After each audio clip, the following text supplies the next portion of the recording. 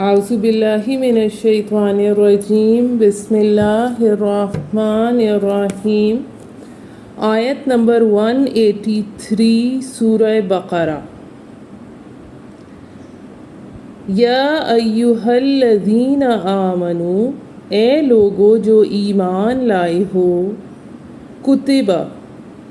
کاف تا با اس کا روٹ ورڈ ہے اور اس کے معنی ہے لکھ دیا گیا ہے، علیکم تم سب پر، علیکم الصیام روزہ،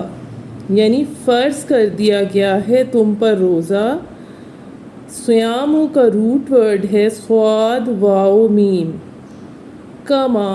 جیسا کہ کتبہ لکھ دیا گیا، علی الذین لوگوں پر، من قبلکم تم سب سے پہلے، لعلکم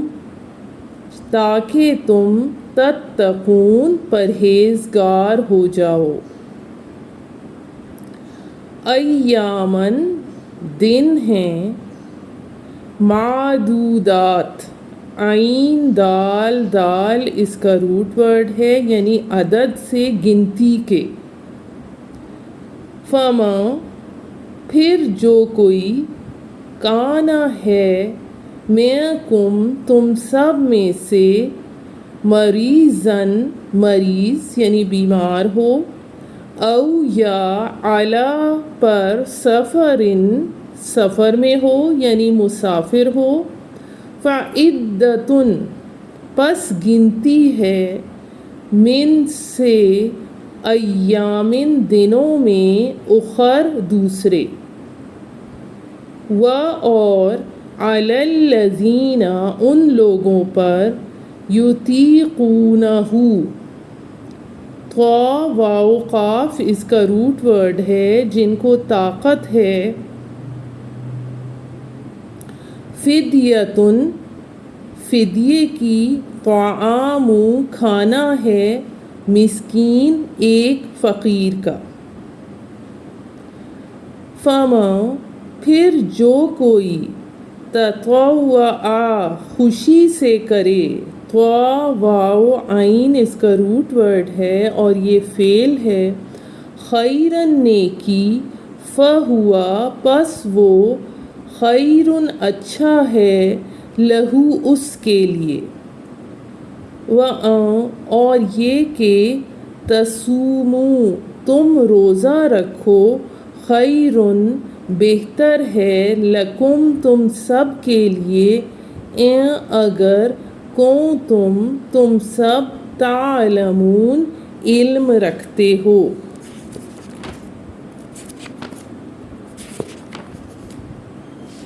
شہر مہینہ، رمضان رمضان کا، رمضان الذی وہ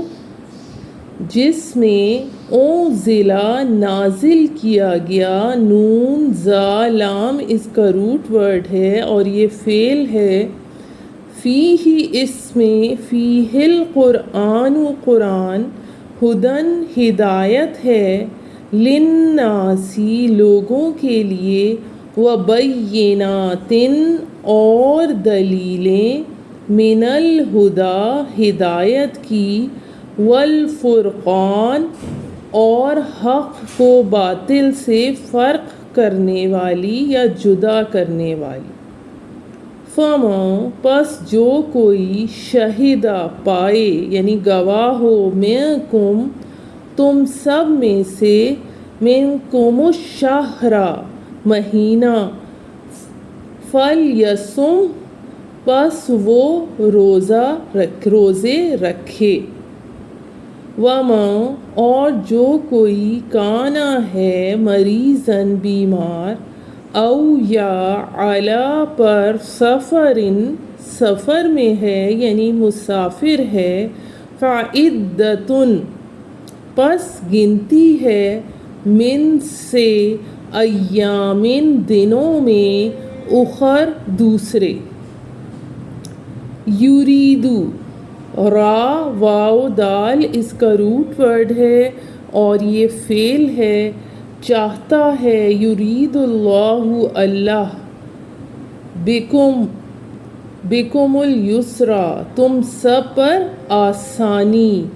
و اور لا نہیں، یرید چاہتا، بکم العسرا تم سب پر دشواری۔ یسرا کا روٹ ورڈ یا سین را ہے اور عسرا کا روٹ ورڈ عین سین را ہے۔ وَلِتُكْمِلُوا کاف میم لام اس کا روٹ ورڈ ہے، تاکہ تکمیل کرو، تاکہ پوری کرو، تکملوا العدۃ گنتی، وَلِتُكَبِّرُوا کاف با را اس کا روٹ ورڈ ہے اور تاکہ بڑائی بیان کرو، تکبر اللہ اللہ کی، علی پر، ما جو ہداکم، ہا دال یا اس کا روٹ ورڈ ہے، جو ہدایت دی تم سب کو، وَلَعَلَّكُمْ اور شاید کہ تم یا تاکہ تم، تشکرون شکر ادا کرو یا احسان مانو، شین کاف را تشکرون کا روٹ ورڈ ہے اور یہ فعل ہے۔ آیت نمبر 186، وَإِذَا اور جب، سَأَلَكَ سین الف لام اس کا روٹ ورڈ ہے، سوال سے ہے، پوچھیں تجھ سے، عبادی میرے بندے، انی ان بارے میں اور انی میرے بارے میں، فَإِنِّي پس بے شک میں، قریب قریب ہوں، اجیبو جیم واو با اس کا روٹ ورڈ ہے، قبول کرتا ہوں، جواب سے آپ اسے یاد رکھ سکتے ہیں، دعوتا دعا، دعوت الداعی مانگنے والے کی، اذا جب، دعانی وہ مجھ سے دعا مانگے،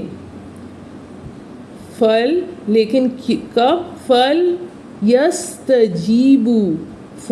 پس، فل یستجیبو تو چاہیے کہ وہ میرا حکم مانے، فل یستجیبو کا روٹ ورڈ بھی جیم واو با ہے، پس وہ حکم مانے، لی میرا، وَلْيُؤْمِنُوا اور چاہیے کہ ایمان لائیں، لی مجھ پر، لَعَلَّكُمْ شاید کہ وہ سب، یرشدون ہدایت پائیں، را شین دال اس کا روٹ ورڈ ہے۔ آیت نمبر 187، احلّ ہا لام لام اس کا روٹ ورڈ ہے، حلال ہوا، لکم تم سب پر، لیلۃ رات میں، لیلۃ الصیام روزے کی، صیام الرفث را فا سا اس کا روٹ ورڈ ہے، صحبت کرنا یا بے حجاب ہونا، الی طرف، نسائکم اپنی عورتوں کے، ہن اب یہاں ہن کیوں آ رہا ہے؟ کیونکہ یہ مؤنث کا جمع کا صیغہ ہے، ہن وہ سب، لباسن لباس ہیں، لکم تم سب کے کی، وانتم اور تم سب، لباسن لباس ہو، لہن ان کا ان کے، علم معلوم ہے، علم اللہ اللہ کو، انکم بے شک تم سب، تم سب، تختانون خیانت کرتے رہے ہو، خا واو نون اس کا روٹ ورڈ ہے، انفسکم اپنی جانوں سے، فتابا تا واو با اس کا روٹ ورڈ ہے اور یہ فعل ہے، پس توبہ قبول کیا، معاف کیا، علیکم تم سب کو، وعفا اف سے عین فا واو اس کا روٹ ورڈ ہے اور درگزر کیا، عنکم تم سب کو۔ فالآن پس اب، باشروہن مباشرت کرو ان سے۔ اب یہاں بھی ہم کے بجائے ہننا اس لیے آ رہا ہے کہ یہ مؤنث کا جمع کا صیغہ ہے۔ وابتغوا اور تلاش کرو، ما جو کتبہ لکھ دیا ہے، کتب اللہ اللہ نے، لکم تم سب کے لیے۔ وَكُلُوا الف کاف لام اس کا روٹ ورڈ ہے اور یہ فعل امر کا صیغہ ہے، اور کھاؤ۔ وَاشْرَبُوا یہ بھی فعل ہے، فعل امر ہے، شین را با اس کا روٹ ورڈ ہے، اور پیو۔ حتیٰ یہاں تک کہ، یتبین واضح ہو جائے، لکم تم سب کے لیے، لکم الخیط دھاری، خیط الابیض سفید، من الخیط خا یا طا اس کا روٹ ورڈ ہے، لفظی معنی اس کے دھاگے کے ہوتے ہیں، لیکن یہاں پر اس کو دھاری سے بھی قرآن مجید میں لکھا ہے مختلف میں کہ دھاری سے، خیط الاسودی سیاہ، من الفجر فجر میں، ثم پھر، اتموا تا میم میم اس کا روٹ ورڈ ہے، پھر پورا کرو، تمام سے، اتموا الصیام روزے کو، الی اللیل رات تک، و اور، لا نہیں، تباشروہن با شین را اس کا روٹ ورڈ ہے، تم مباشرت کرو ان سے، وانتم اور تم سب عاکفون اعتکاف کرتے ہو، فی المساجد مسجدوں میں۔ تلک یہ، حدود اللہ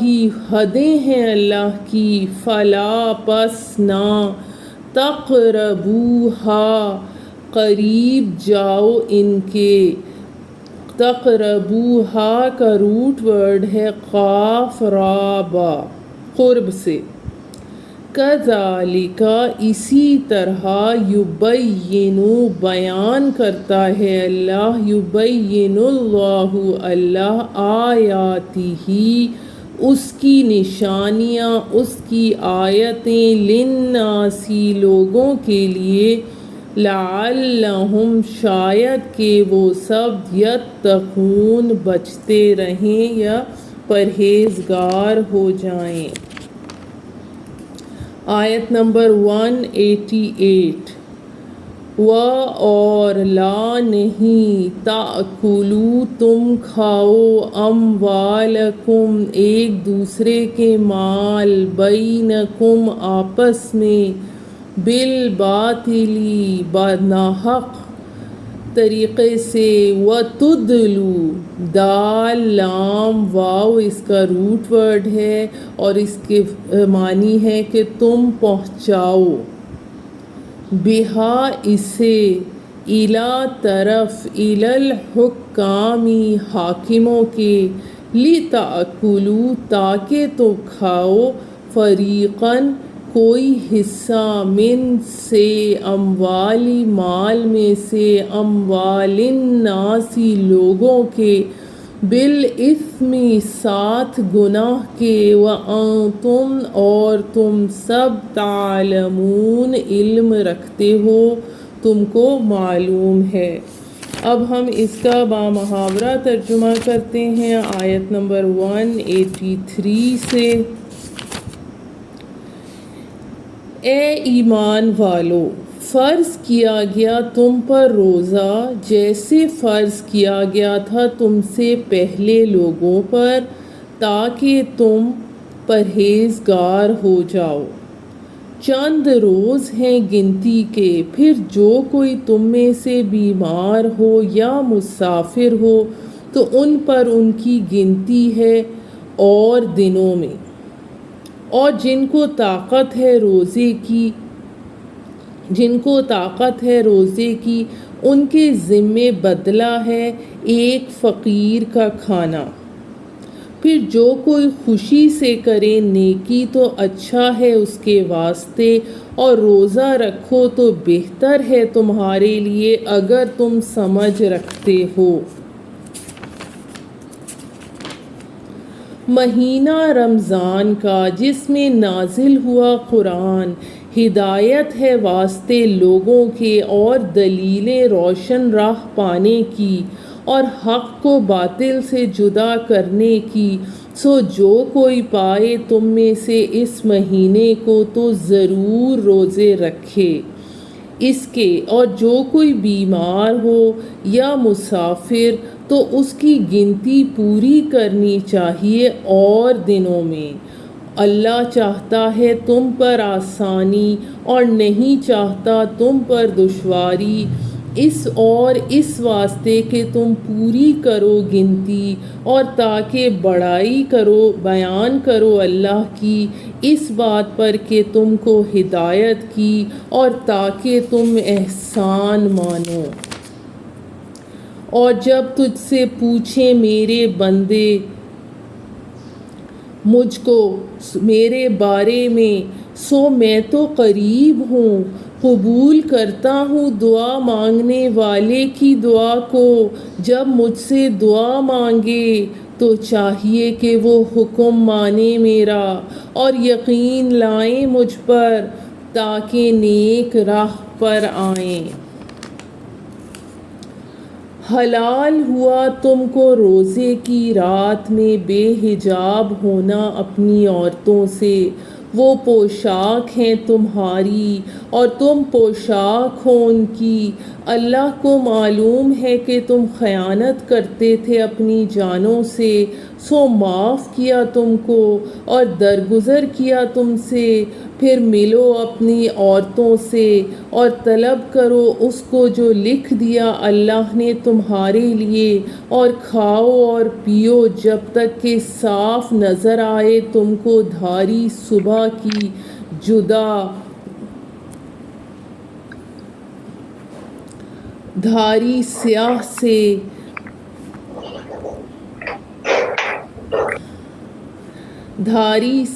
سے۔ پھر پورا کرو روزے کو رات تک اور نہ ملو عورتوں سے جبکہ تم اعتکاف کرو مسجدوں میں۔ یہ حدیں باندھی ہوئی ہیں اللہ کی، سو ان کے نزدیک نہ جاؤ۔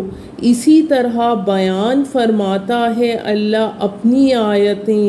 لوگوں کے واسطے تاکہ وہ بچتے رہیں۔ اور نہ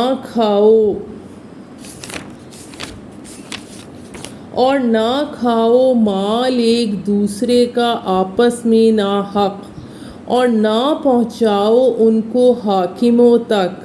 کہ کھا جاؤ کوئی حصہ لوگوں کے مال میں سے ظلم کر کے ناحق، اور تم کو معلوم ہے۔ جی اب ہم اس کی تفسیر شروع کرتے ہیں۔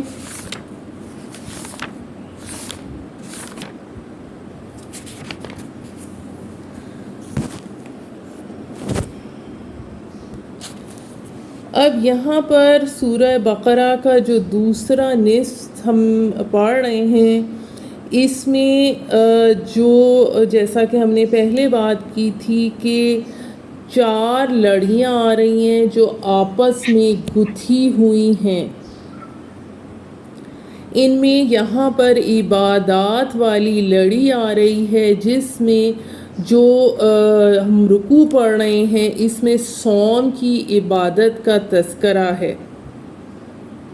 جہاں تک نماز کا تعلق ہے تو اس کا زیادہ ذکر مکی صورتوں میں آیا ہے، لیکن مکی صورتوں میں صوم کا ذکر بطور عبادت کے نہیں آتا۔ اب ہم اس کے حوالے سے، اس کے شان نزول کے حوالے سے دیکھتے ہیں تو اس طرح سمجھیے کہ عرب جو تھے وہ خود تو روزہ نہیں رکھتے تھے، البتہ اپنے گھوڑوں کو رکھواتے تھے۔ اس کی وجہ یہ تھی کہ عربوں کا جو پیشہ تھا وہ غارت گری اور لوٹ مار تھا۔ پھر مختلف قبائل کے درمیان وقفے سے جنگیں ہوتی رہتی تھیں،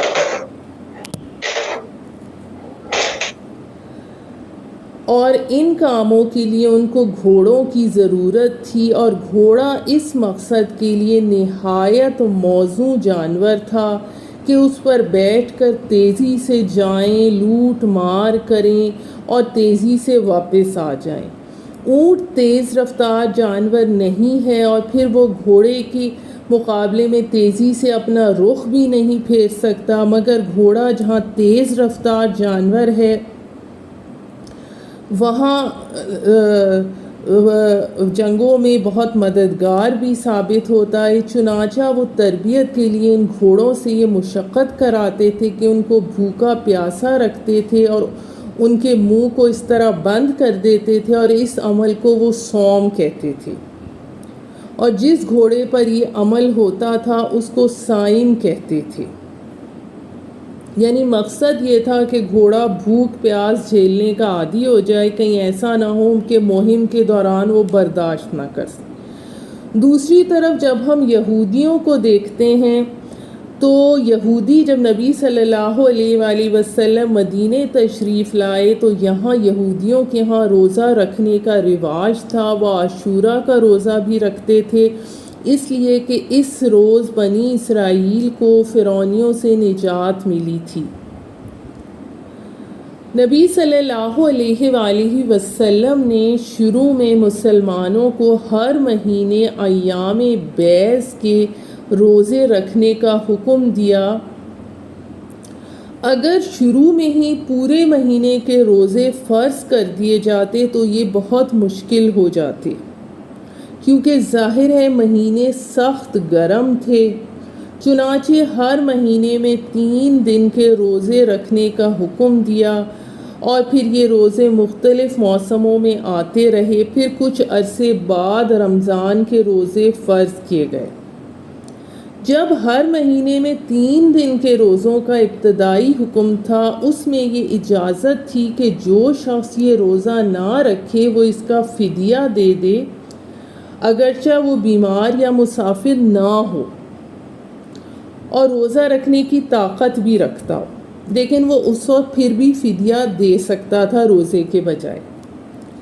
پھر جب رمضان کے روزوں کی فرضیت کا حکم آ گیا تو یہ رخصت ختم کر دی گئی۔ البتہ نبی صلی اللہ علیہ وآلہ وسلم نے فدیے کی اس رخصت کو ایسے شخص کے لیے باقی رکھا جو بہت بوڑھا ہے یا کسی ایسی سخت بیماری میں مبتلا ہے کہ روزہ رکھنے سے اس کے لیے جان کی ہلاکت کا اندیشہ ہو سکتا ہے۔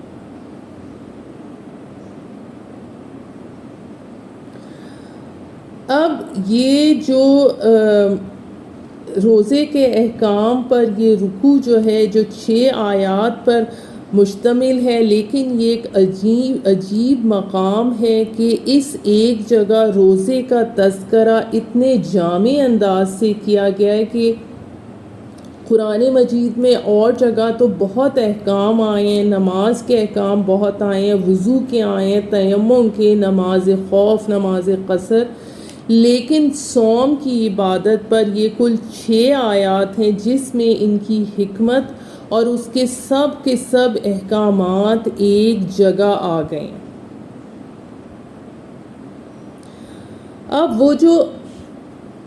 عرب تھے وہ جنگ کے لیے جب گھوڑوں کو تیار کرواتے تھے تو اس طرح یہ بتایا جا رہا ہے آیت نمبر 183 میں کہ تمہیں تقویٰ کے لیے اپنے آپ کو تیار کرنا ہے۔ روزے کی مشق تم سے اس لیے کرائی جا رہی ہے تاکہ تم بھوک کو قابو میں رکھ سکو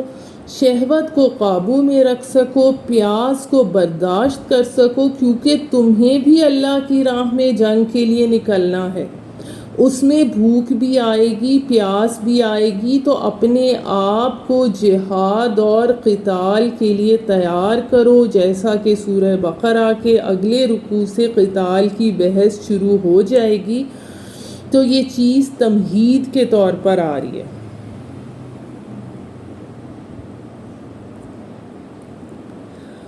اور پھر شروع میں جب وہ روزے فرض کیے گئے تو اس کا بدل یہ بتایا جا رہا ہے کہ اگر تم روزہ رکھنے کی استطاعت کے باوجود نہیں رکھنا چاہتے تو ایک مسکین کو کھانا کھلا دو۔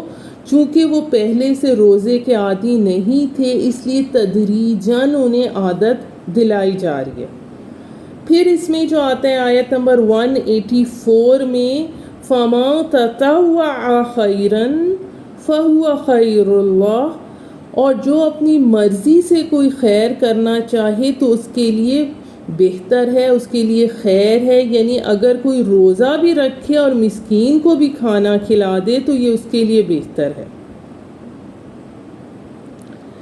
یہ ایک طرح کی رعایت کا انداز تھا جس میں پہلے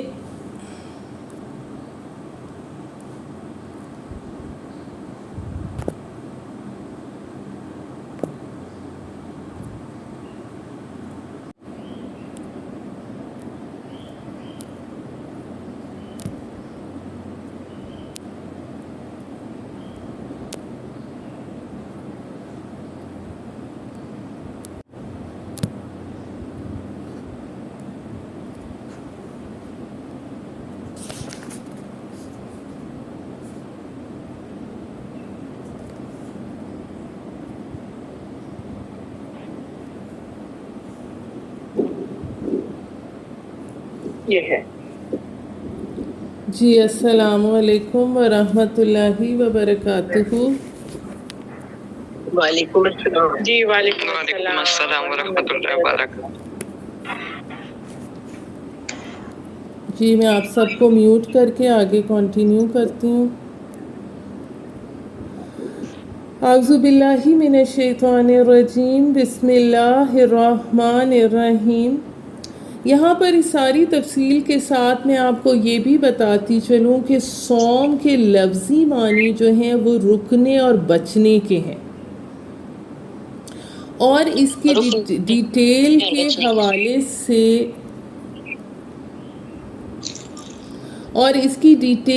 حوالے سے جو شرعی اصطلاح میں کھانے پینے اور عورت سے مباشرت سے رکنے اور باز رہنے کا نام صوم ہے، اگر وہ طلوع صبح صادق سے غروب آفتاب تک مسلسل رکا رہے اور نیت بھی روزے کی ہو۔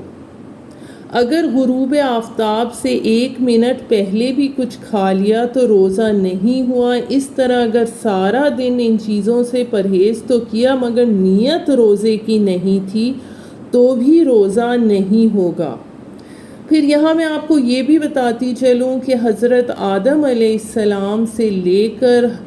نبی صلی اللہ علیہ وآلہ وسلم تک تمام شریعتوں اور امتوں کو پر روزہ فرض کیا گیا ہے۔ یعنی جس طرح نماز کی عبادت سے کوئی شریعت اور امت خالی نہیں رہی، اس طرح روزہ بھی ہر شریعت میں فرض رہا ہے۔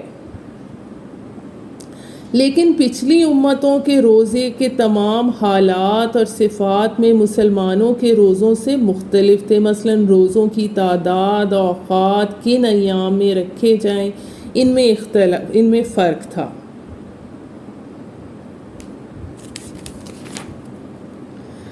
اب اس میں ایک اور جو پوائنٹ آتا ہے کہ سفر میں روزہ چھوڑنے کی اجازت ہے، تو اس کے حوالے سے میں آپ کو یہ بتاتی چلوں کہ اس میں امام ابو حنیفہ اور بہت سے فقہا نے سفر کی مقدار 3 منزل یعنی وہ مسافت بتائی ہے جس کو پیادہ سفر کرنے والا 3 روز میں طے کرے۔ یعنی اور دوسرے کچھ فقہا نے اس کی میلوں کے حساب سے 48 میل بتائی ہے، جو تقریباً 74 کلومیٹرز کے قریب بنتے ہیں۔ لیکن اس میں یہ بھی اللہ تعالیٰ نے یہ فرمایا ہے کہ سفر کے دوران جو لوگ خام خواہ اپنے اوپر سختیاں جھیلتے ہیں، شدید سفر کے اندر بھی روزے رکھتے ہیں، حالانکہ اللہ تعالیٰ نے دوسرے دنوں میں گنتی پوری کرنے کی اجازت دی ہے، تو اللہ تعالیٰ تم پر آسانی چاہتا ہے، سختی نہیں چاہتا۔ رسول صلی اللہ علیہ وآلہ وسلم نے ایک سفر میں ان لوگوں پر کافی سرزنش کی جنہوں نے روزہ رکھا ہوا تھا۔ آپ صلی اللہ علیہ وآلہ وسلم صحابہ کرام کے ہمراہ جہاد اور قتال کے لیے نکلے تھے کہ کچھ لوگوں نے اس سفر میں روزہ رکھ لیا۔ نتیجہ یہ ہوا کہ سفر کے بعد جہاں منزل پر جا کر خیمے لگانے کا وقت تھا تو وہ نڈھال ہو کر گر گئے، اور جن لوگوں کا روزہ نہیں تھا انہوں نے خیمے لگائے۔ اس پر رسول صلی اللہ علیہ وآلہ وسلم نے فرمایا، لیس من البر الصوم فی السفر، سفر میں روزہ رکھنا کوئی نیکی کا کام نہیں ہے۔ وہ روزہ جو آپ سفر میں ہیں یا مریض ہیں اس کی گنتی بعد میں پوری کی جائے گی، اور اللہ تعالیٰ کی طرف سے دی گئی رعایت سے فائدہ نہ اٹھانا بھی ایک طرح کا کفران نعمت ہے۔ یعنی مرض یا سفر کے دوران جو روزے چھوٹ جائیں تمہیں دوسرے دنوں میں ان کی تعداد پوری کرنی ہوگی۔ اور شروع میں جو اس میں ایک رعایت دی گئی تھی کہ صرف فدیہ دے کر فارغ ہو جاؤ، وہ رعایت اب منسوخ کر دی گئی۔ پھر سے میں اس میں یہ بات بتاتی چلوں کہ مریض اور مسافر کو اپنے فوت شدہ روزوں کی گنتی کے مطابق دوسرے دنوں میں روزہ رکھنا واجب ہے۔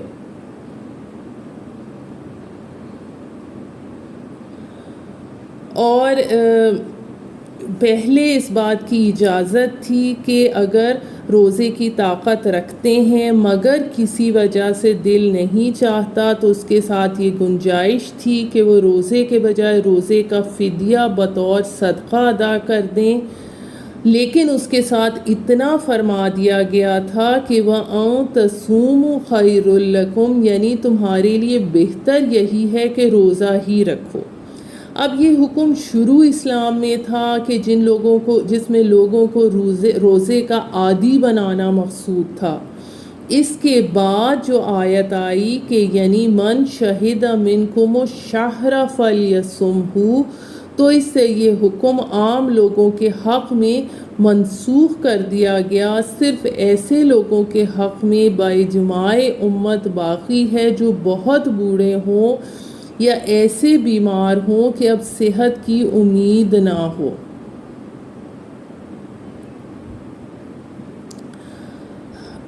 حضرت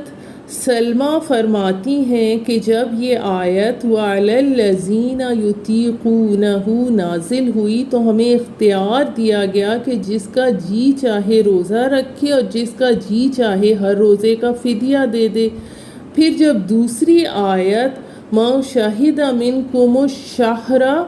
فَلْیَصُمْہُ آئی تو پھر یہ اختیار ختم ہو گیا کہ طاقت والوں پر صرف روزہ رکھنا ہی لازم ہے۔ اس بات کو آپ اس طرح سے سمجھ سکتے ہیں کہ نماز کے معاملات میں بھی ابتدائے اسلام میں کچھ وقتاً فوقتاً احکامات آئے، اور روزے کے معاملے میں بھی تبدیلیاں آئیں۔ جو روزے کی 3 تبدیلیاں تھیں وہ یہ تھیں کہ پہلے ہر مہینے میں تو 3 روزے اور عاشورہ کا روزہ تھا، پھر رمضان کی فرضیت ہو گئی، اور پھر آخر میں یہ اختیار بھی ختم کر دیا گیا کہ تندرست یا قوی شخص جو ہے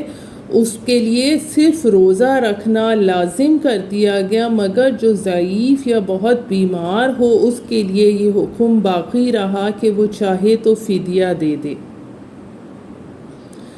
پھر ایک تبدیلی یہ اور آئی کہ شروع میں افطار کے بعد کھانے پینے اور اپنی خواہش پر پوری کرنے کی اجازت صرف اس وقت تک تھی جب تک آدمی سوئے نہیں۔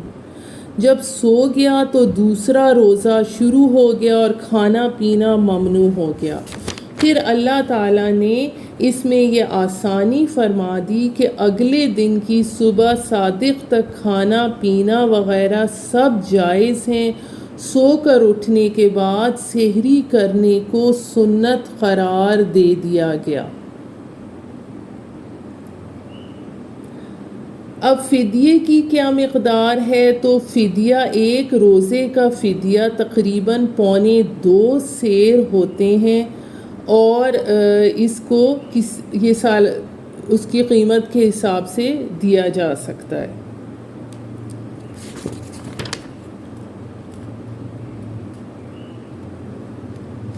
پھر اس میں ایک اور چیز جو اس میں آیت نمبر 185 کے حوالے سے آئی کہ جو رمضان میں پچھلی جو کتابیں تھیں، حضرت ابراہیم علیہ السلام کے صحیفے، تورات، انجیل، یہ زبور، یہ سب بھی رمضان میں ہی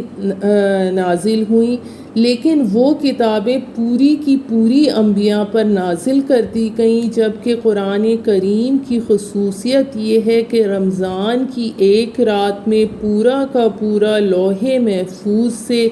سمائے دنیا پر نازل کر دیا گیا، مگر نبی کریم صلی اللہ علیہ وآلہ وسلم پر اس کا نزول 23 سال کے عرصے میں رفتہ رفتہ ہوا۔ پھر یہاں روزے کے حوالے سے میں آپ کو یہ بھی بتاتی چلوں کہ جن میں صلاحیت تھی روزے رکھنے کی لیکن وہ کسی عذر کی وجہ سے مجبور ہو گئے، جیسے حیض اور نفاس والی عورت یا مریض اور یا مسافر، تو انہوں نے چونکہ ماہ رمضان کو پا لیا، اس لیے یہ حکم ان پر ثابت ہو گیا کہ فی الوقت ان پر روزہ معاف ہے، البتہ بعد میں اس کی قضا لازم ہے، یعنی حیض اور نفاس والی عورتوں کو اپنے روزوں کی قضا پوری کرنی لازم ہے۔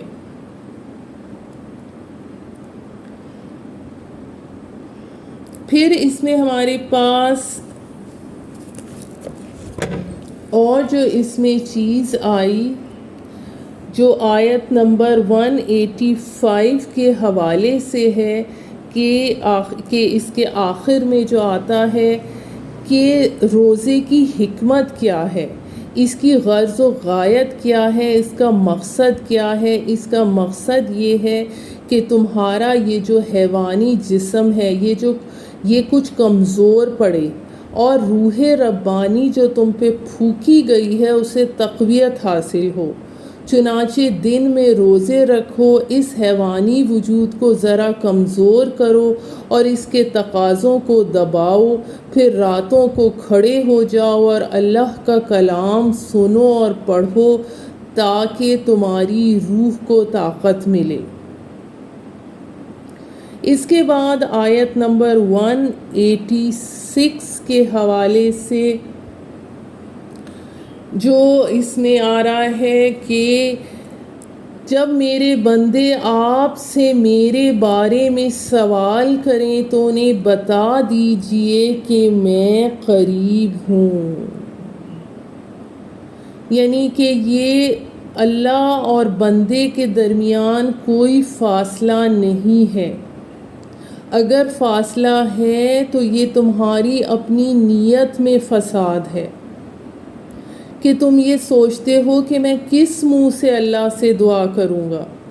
کسی پیر کے پاس جاؤ گے کہ آپ دعا کریں، یہ نذرانہ حاضر ہے، ورنہ بندے اور خدا کے درمیان خود صرف انسان کا نفس حائل ہے اور کوئی نہیں۔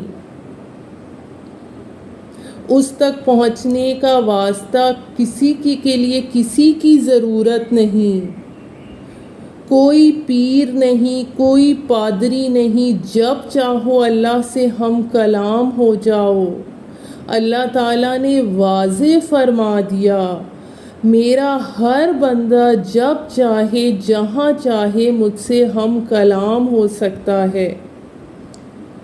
اجیب دعوت الداعی اذا دعانی، میں تو ہر پکارنے والے کی پکار کا جواب دیتا ہوں جب بھی اور جہاں بھی وہ مجھے پکارے۔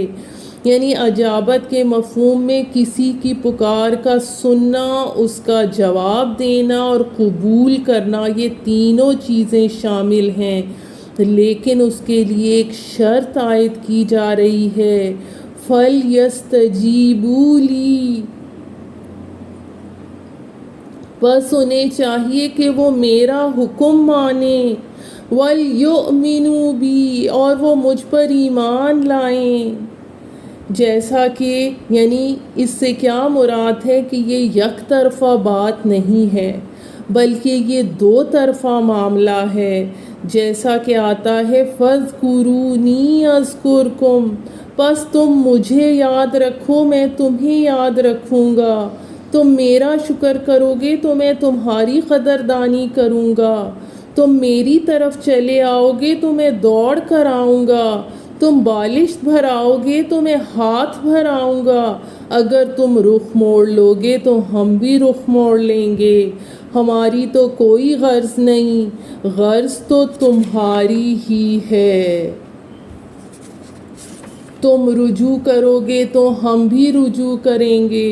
تم توبہ کرو گے تو ہم بھی نظر کرم تم پر متوجہ کر دیں گے،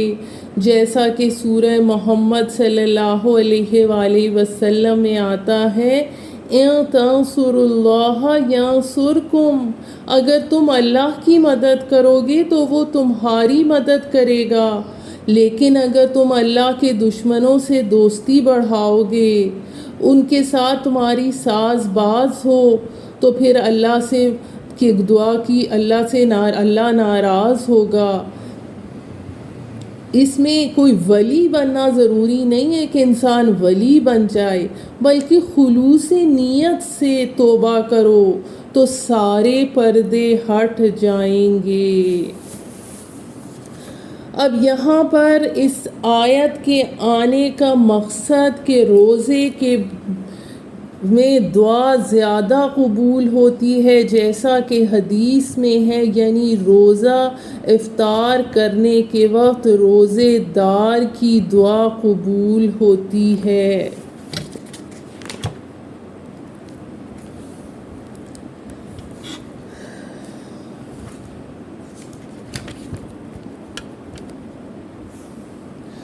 پھر میں آپ کو یہاں پر یہ بھی بتاتی چلوں کہ رمضان مبارک کی اس حوالے سے بھی اہمیت ہے کہ نبی کریم صلی اللہ علیہ وآلہ وسلم اس ماہ میں حضرت جبرائیل علیہ السلام کے ساتھ قرآن کا دور کیا کرتے تھے، اور جس سال آپ کی وفات ہوئی آپ نے رمضان میں حضرت جبرائیل علیہ السلام کے ساتھ 2 مرتبہ دور کیا۔ اس کے بعد آگے آیت نمبر 187 کے حوالے سے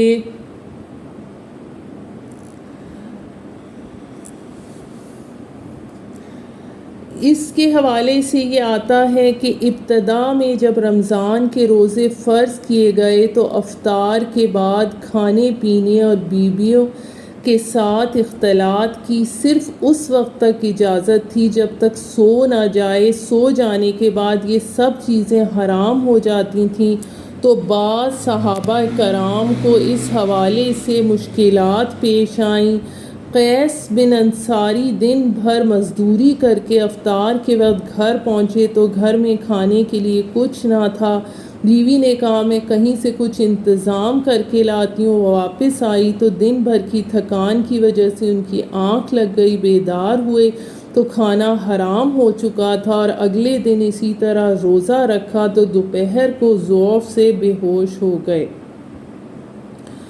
تو پھر اس میں اس واقعے کے ان واقعات کے بعد یہ آیت نازل ہوئی جس میں پہلا حکم منسوخ کر کے غروب آفتاب کے بعد سے طلوع صادق تک پوری رات میں کھانے پینے اور بیویوں سے مباشرت کی اجازت دے دی گئی۔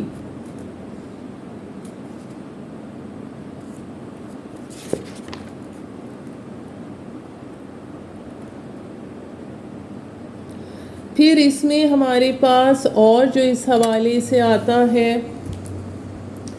کہ آیت نمبر 187 میں کہ ہن لباس لکم وانتم لباس لہن، وہ پوشاک ہیں تمہاری اور تم پوشاک ہو ان کے لیے، یعنی وہ تمہارے لیے لباس کی طرح ہیں اور تم ان کے لیے لباس کی طرح ہو۔ جیسے لباس میں اور جسم میں کوئی پردہ نہیں، ایسی ہی بیوی اور شوہر میں کوئی پردہ نہیں ہے، خود لباس ہی تو پردہ ہے۔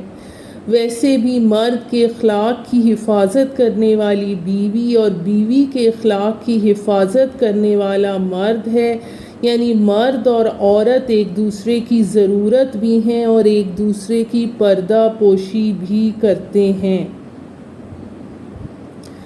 پھر اللہ تعالیٰ اس میں فرماتے ہیں کہ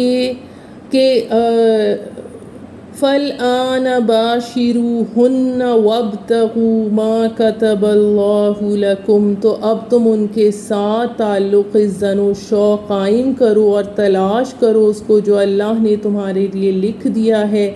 یعنی اولاد جو اس کا مقصد ہے۔ دوسرے اس چیز کا مقصد اللہ تعالیٰ نے اس کو سکون اور راحت کا ذریعہ بھی بنایا ہے۔ اس تعلق کے بعد اعصاب کے تناؤ میں ایک سکون کی کیفیت پیدا ہو جاتی ہے۔ اسی میں یہ حکمت ہے کہ رسول صلی اللہ علیہ وآلہ وسلم اپنے ہر سفر میں اپنی ایک زوجہ محترمہ کو ضرور ساتھ رکھتے تھے، کیونکہ قائد اور سپہ سالار کو کسی وقت بھی کسی ایسی پریشان کن صورتحال میں فیصلے کرنے پڑتے ہیں کہ جذبات اور اعصاب پر دباؤ ہوتا ہے۔ پھر اس میں آتا ہے اسی آیت نمبر 187 میں کہ اور کھاؤ پیو یہاں تک کہ واضح ہو جائے تمہارے لیے فجر کی سفید دھاری رات کی سیاہ دھاری سے، یعنی پو پھٹنے کی طرف اشارہ ہے، یعنی جب سپیدہ سحر نمایاں ہوتا ہے، صبح صادق ہوتی ہے، اس وقت تک کھانے پینے کی چھوٹ ہے۔ اور سحری کرنے کی حدیث میں تاکید آئی ہے۔ آپ صلی اللہ علیہ وآلہ وسلم نے فرمایا کہ ہمارے اور یہود کے روزے کے مابین سحری کا فرق ہے، اور یہ بھی فرمایا کہ سحری ضرور کیا کرو اس لیے کہ سحری میں برکت ہے۔ پھر آگے اعتکاف کے حوالے سے کہ جب تم مسجدوں میں اعتکاف میں ہو تو اپنی بیویوں سے رات کے دوران بھی کوئی تعلق قائم نہ کرو۔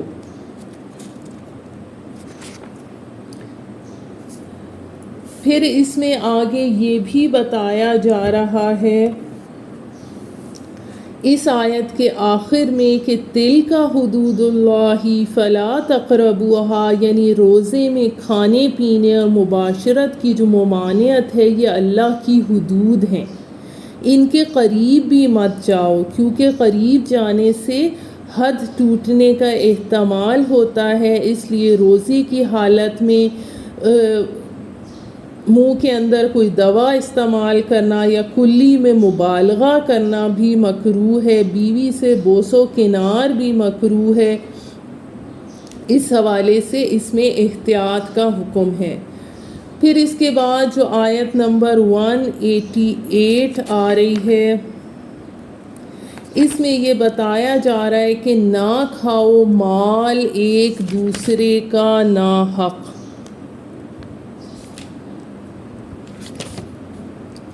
یعنی مال ایک دوسرے کا ناحق کھانے کا کیا مطلب ہے کہ یعنی جب کوئی شخص دوسرے کے مال میں کوئی ناجائز تصرف کرتا ہے تو اس کا نتیجہ یہ نکلتا ہے کہ اگر یہ رسم چل پڑتی ہے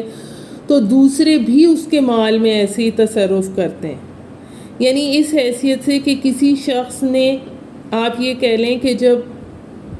دودھ والے نے دودھ میں پانی ملائے گا تو جب اسے مسالے کی ضرورت ہوگی تو اس میں بھی اسے مسالہ ملاوٹ والا ملے گا، جب اسے دوا کی ضرورت ہوگی تو دوا میں بھی یہی منظر سامنے آئے گا، یعنی جتنے پیسے ایک شخص نے ملاوٹ کر کے زائد حاصل کیے دوسرا آدمی وہ پیسے اس کی جیب سے نکال لیتا ہے، اسی طرح دوسرے کے پیسے تیسرے نکال لیتا ہے، اور یہ بے وقوف اپنی جگہ بیسیوں کی زیادتی شمار کر کے خوش ہوتا ہے مگر انجام نہیں دیکھتا کہ اس کے پاس کیا رہا، کہ وہ جو دوسرے کے مال کو غلط طریقے سے حاصل کرتا ہے در حقیقت وہ اپنے مال پر ناجائز قبضے کا دروازہ کھولتا ہے۔ تو اس سے منع کیا گیا، اور اس کے علاوہ ہمیں اس کے حوالے سے ایک حدیث ہے، اس میں ایک واقعے میں نبی صلی اللہ علیہ وآلہ وسلم نے فرمایا، یعنی میں ایک انسان ہوں تو میرے پاس اپنے مقدمات لاتے ہو، اس میں یہ ہو سکتا ہے کہ کوئی شخص اپنے معاملے کو زیادہ رنگ آمیزی کے ساتھ پیش کرے اور میں اس سے مطمئن ہو کر اس کے حق میں فیصلہ کر دوں، تو یاد رکھو کہ حقیقت حال تو صاحب معاملہ کو خود معلوم ہوتی ہے، اگر فی الواقع وہ اس کا حق نہیں لیتا تو اس کو لینا نہیں چاہیے، کیونکہ اس صورت میں جو کچھ میں اس کو دوں گا وہ جہنم کا ایک قطع ہوگا، یعنی کہ اگر جو فیصلہ کر رہا ہے وہ صحیح فیصلہ نہیں بھی کر پاتا تو پھر بھی جس نے غلط حق لیا ہے، اگرچہ عدالت نے اس کو وہ حق دے دیا، پھر بھی اس کو اس کی آخرت میں سزا ملے گی۔ اس کو آپ یوں بھی کہہ سکتے ہیں، اگر کسی امام یا قاضی نے کسی مغالطے کی وجہ سے کوئی فیصلہ کر دیا جس میں ایک کا حق دوسرے کو ناجائز طور پہ دے دیا، تو پھر بھی عدالتی فیصلے کی وجہ سے وہ اس کے لیے حلال نہیں ہوتا، اور جس کے لیے حلال ہے اس کے لیے حرام نہیں ہو جاتا۔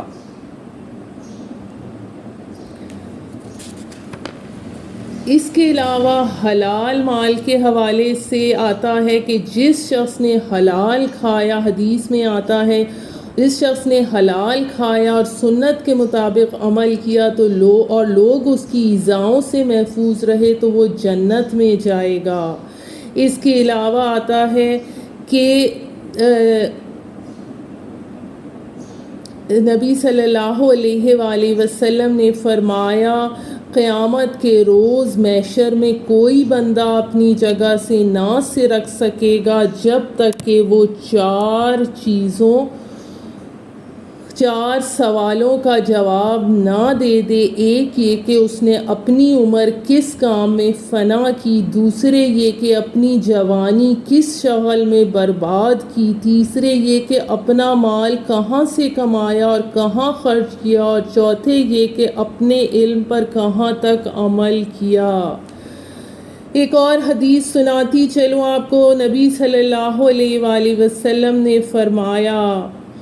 5 خصلتیں ایسی ہیں جن کے متعلق میں اللہ سے پناہ مانگتا ہوں کہ تمہارے اندر وہ پیدا ہو جائیں۔ ایک یہ کہ جب کسی قوم میں بے حیائی پھیلتی ہے تو ان پر طاعون اور وبائیں اور ایسے نئے نئے امراض مسلط کر دیے جاتے ہیں جو ان کے آباء و اجداد نے سنے بھی نہ تھے۔ دوسرے، جب کسی قوم میں ناپ تول کے اندر کمی کا مرض پیدا ہو جاتا ہے تو ان پر قحط، گرانی، مشقت اور محنت اور حکام کے مظالم مسلط کر دیے جاتے ہیں۔ تیسرے، جب کوئی قوم زکوٰۃ ادا نہ کرے تو بارش بند کر دی جاتی ہے۔ چوتھے یہ کہ جب کوئی قوم اللہ اور اس کے رسول کے عہد کو توڑ ڈالے تو اللہ تعالیٰ ان پر اجنبی دشمن مسلط کر دیتے ہیں جو ان کے مال بغیر کسی حق کے چھین لیتے ہیں۔ پانچویں یہ کہ جب کسی قوم کے ارباب اقتدار اللہ کی کتاب کے قانون کے مطابق فیصلہ نہ کریں اور اللہ کے نازل کردہ احکام ان کے دل کو نہ لگیں تو اللہ تعالیٰ ان کے آپس میں نفرتیں اور لڑائی جھگڑے ڈال دیتے ہیں۔ اللہ تعالی ہم سب کو اور سب مسلمانوں کو ان آفات سے محفوظ رہنے کی توفیق عطا فرمائے۔ آخر دعوانا ان الحمد للہ رب العالمین۔ سبحان ربک رب العزت عما یصفون وسلام علی المرسلین والحمد للہ رب العالمین۔